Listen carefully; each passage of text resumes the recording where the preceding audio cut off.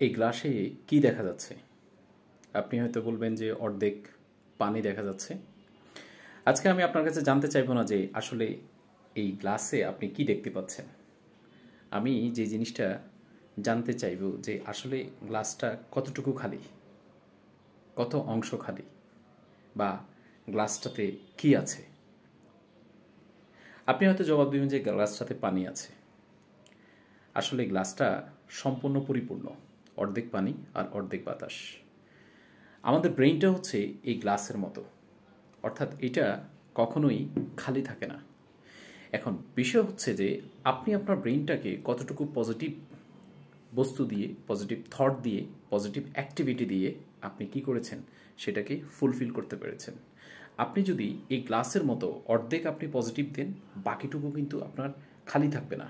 এই বাতাস দিয়ে যেমন আপনার গ্লাসটা আপনার পরিপূর্ণ হয়েছে, একইভাবে আপনার নেগেটিভ থট, নেগেটিভ বিষয়গুলো, নেগেটিভ বস্তুগুলো আপনার ব্রেইনটাকে দখল করে নেবে।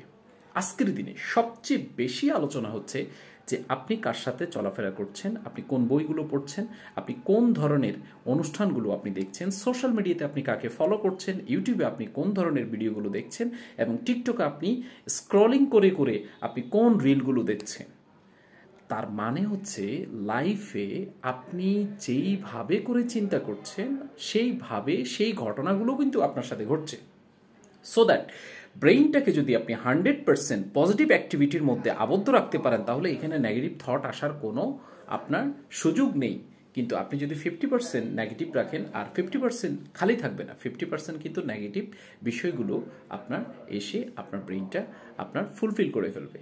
সো আপনি সব সময় বেশি বেশি পজিটিভিটি, পজিটিভ অ্যাকশন, পজিটিভ বই পড়েন, পজিটিভ অনুষ্ঠান দেখেন, পজিটিভ আপনার অ্যাক্টিভিটিগুলো আপনি করেন, এবং আপনি যা ভাববেন আপনার লাইফটা এক্স্যাক্টলি সেরকমই হবে।